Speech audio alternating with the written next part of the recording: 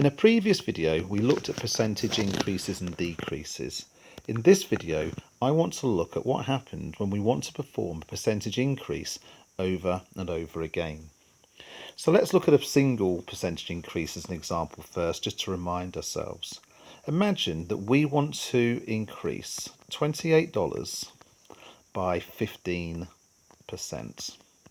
So originally, if we remind ourselves that we have 100% and we want to increase by 15%, so that means we actually want 115% of 28.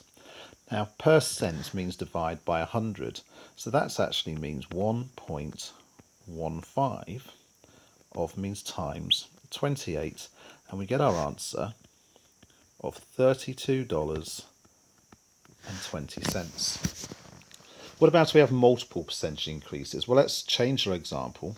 This time we're going to increase $28 again, and we're going to do it by 15%, but we're going to do that 3 times. Well, initially we wanted 1.15 multiplied by 28. That's the increase doing it once. If you want to do it again, we'd need to multiply by 1.15 another time, so that's done it twice. If we want to do it 3 times, that's going to be 1.15 again, and that's going to give our answer. But is there a shorthand way of doing this? Well, there is. We want to do 1.15 to the power of 3, which just happens to be the number of times we're doing the increase, multiplied by 28. And that's going to give us the answer of $42.58. Let's now look at a compound interest problem. The idea of when we put money in the bank and we get interest on the money we've got in the account, but we also get interest on our interest. So let's imagine we've got a bank account and we put $200 into that bank account, and it's paying interest at 8%. And let's say we put it in that bank for 10 years. So the question is, how much is going to be in the bank at the end of that time? Well, if the bank's paying 8% interest, that means we're getting an increase of 8%, which means we want to work out 108%, that's 1.08. We want to apply that 10 times, so it's to the power of 10, and we want to multiply that by our original amount, which is 200. And that's going to give us an answer of, wait for it, $431.78. So let's look what we did.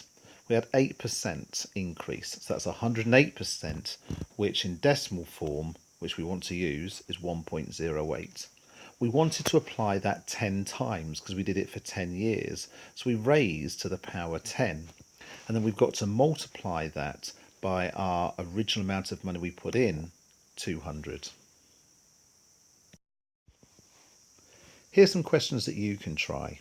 You might want to pause the video, do them on your own, and then start the video again and see the solutions. Okay, so this first one, we want 120%, so that's going to be 1.2. We want to do it 3 times, so it's to the power of 3, and then we've got to multiply by our original amount, which is 500 grams. And that's going to give us the answer, 864 grams. For our next problem, we've got an interest rate of 6%. That means a percentage increase of 6%, so that's 106%, or 1.06.